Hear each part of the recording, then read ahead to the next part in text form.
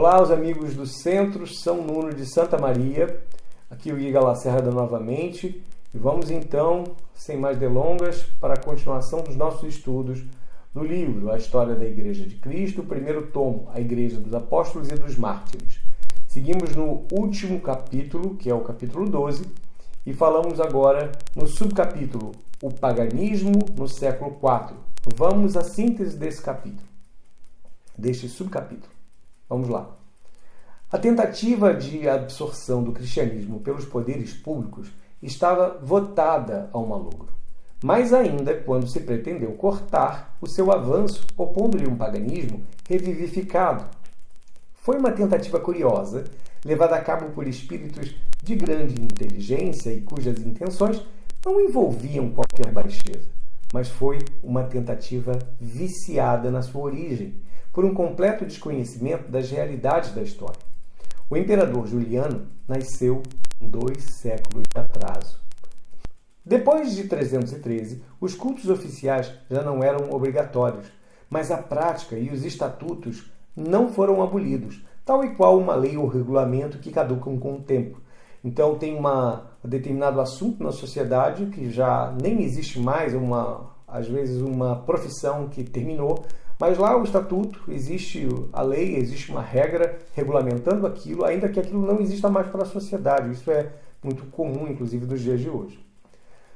Então, no Senado, por exemplo, ainda existiam os hábitos das libações diante da estátua da Vitória Alada, aquela estátua de bronze pagã, que mais tarde vai ser removida por força da autoridade de Santo Ambrósio. Feriados e peregrinações rituais se mantêm por um tempo, mas a conversão ao cristianismo da Vestal Cláudia escandaliza a sociedade durante o reinado de Valentiniano. Na realidade, a Vestal era uma sacerdotisa pagã, inclusive paga pelo Estado, né? Eles tinham algumas regalias, e ela simplesmente converte-se à religião verdadeira. Isso foi motivo de escândalo.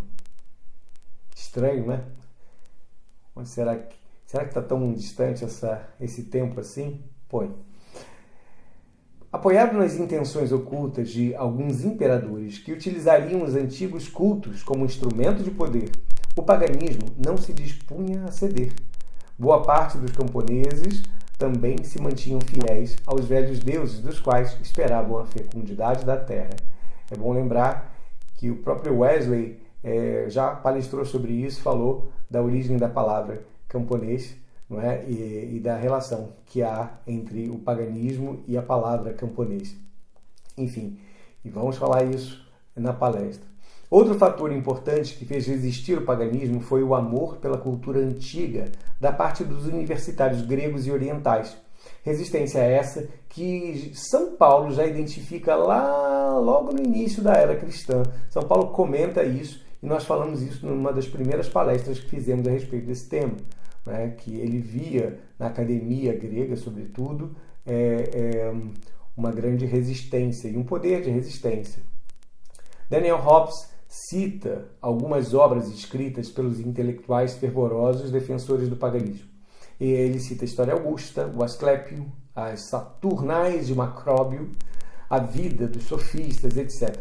E avalia como sendo obras de imensa fraqueza espiritual, falta de vigor e principalmente caridade. É a religião de elites, aponta o autor. Não li essas obras, mas considerando aí os apontamentos de Daniel Hobbes, que não era um ser intelectualmente desprezível, muito ao contrário, nós temos que dar um crédito. Mas é interessante até se nós pudermos ter acesso a essas obras. Existe um outro paganismo, nascido nos últimos tempos da República e desenvolvido durante o Alto Império, século III, que apesar de não aceitar a caridade cristã e o dogma do Deus encarnado, invade a alma inquieta dos não-cristãos. Contém a filosofia grega e as religiões asiáticas. É o neoplatonismo impregnando o pensamento pagão. A astrologia também ganha terreno, assim como a magia que, como religião às avessas, combina liturgias diabólicas com crimes, necromancia e encantamentos. A magia, como uma tendência do paganismo, perdurará por muito tempo. No século V, há um caso famoso de estudantes que acabam por degolar um escravo num ritual de magia, a fim de que o objetivo desse ritual era fazer com que um dos amigos dele conquistasse uma moça. Então descobriu-se na casa desses rapazes uma biblioteca de magia, astrologia e ocultismo. Há nesta magia uma tendência ao sincretismo e à confusão e à confusa mistura com conceitos da astrologia e de crenças dualistas expressas, por exemplo, no mitraísmo. Os neoplatônicos respeitavam a religião pagã, pois reconhecem nela uma antiga revelação. Embora haja muitas incoerências, é possível distinguir uma aspiração espiritual autêntica por parte de alguns pagãos. Então, Porfírio fala: não há salvação exceto na conversão de Deus. Ainda assim, mostra-se uma mudança de tendência que distancia o paganismo do século IV daquele que Juliano tentara restaurar e o aproxima, ao menos na aparência, do cristianismo. É frequente a mudança do primeiro para o segundo. Firmo Materno, Santo Agostinho são exemplos disso. E é comum os eruditos confundirem a fé professada por um autor, pois que em muito se confundem. Cristianismo e paganismo no século IV têm pontos convergentes. Padres trocam correspondências com pagãos, retóricos e sofistas intervêm por cristãos e o contrário também ocorre. Daniel Hobbes afirma o seguinte: esta semelhança, esta mera semelhança, meramente externa, é bem significativa. As sociedades em declínio sofrem a atração dos seus adversários mais declarados e, quer o saibam, quer não, são por eles influenciados. Então, de alguma forma, ele está aqui sugerindo que já existia uma influência cristã dentro do meio pagão, que de alguma forma os faz espelhar-se um pouco no modelo cristão. Né? No entanto, ainda muito longe disso, muito longe do que seria o cristianismo real. Hobbes ainda afirma: no século IV, já não podemos ver a sociedade cristã e a sociedade pagã como dois blocos separados. Temos de vê-los, pelo contrário, como que intimamente compenetrados, exatamente como vemos nos nossos dias, nas democracias europeias ocidentais, os defensores do comunismo e os defensores das diversas formas de liberalismo encontrarem-se e misturarem-se, por vezes, amigavelmente. Pois é, isso me lembrou muito uma zona de penumbra, sabe? Não tem sol e não tem sombra total. Então existe, parece que, um encontro aí entre as religiões, existe uma interseção que, de alguma maneira, há uma troca, existe uma correspondência nessa interseção. Não passa disso, um continua no escuro, o outro continua no claro. No entanto, existe aí uma espécie de penumbra onde as pessoas trocam essas correspondências.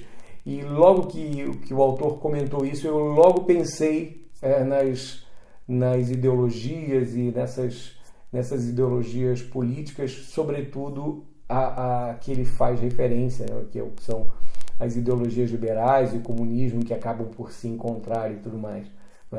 Enfim, me lembrou muito isso e já tinha feito essa associação antes de ler esse trecho. Ao fim e ao cabo, a Igreja Católica, como diz meu amigo Brian, a Igreja Católica, consciente de ter a verdade ao seu lado, não proíbe o contato de seus fiéis com os pagãos, e esta postura só favorece a sua expansão, pois que essa zona de penumbra que existia, não era de todo censurada pela Igreja. A Igreja não tinha problemas com isso. Muito ao contrário, era importante que as pessoas dialogassem, conversassem entre si. E isso, sim, de alguma forma foi uma vantagem da Igreja, porque, veja bem, a verdade e a mentira podem se encontrar. né? A mentira pode muitas vezes fazer com que você se desvie da verdade, não é? Mas a verdade está ali. Ela está ali, ela está naquele momento, naquele ponto ali. E se você se encontrar nessa penumbra, ainda que você tenha muita mentira em si mesmo, se você encontra essa penumbra, você tem a oportunidade de enxergar a verdade. Então aí vai ser só uma questão de decisão pessoal, né? Para onde você vai, para que lado você vai caminhar. Então, o triunfo do cristianismo como religião oficial do Império não ocorreu do dia para a noite, assim como os templos pagãos não foram fechados e determinadas cerimônias, também não, muitas vezes imorais, ainda ocorriam. Certas leis não surtiram efeito de imediato, não bateu-se o carimbo e acabou-se as coisas do dia para a noite. Foram necessárias alternâncias na governança do Estado para que, paulatinamente, o paganismo e suas idiosincrasias fossem sendo superadas e o cristianismo conquistasse o destaque e a força que passaria a exercer no futuro. Eis aí a síntese deste subcapítulo. Até já!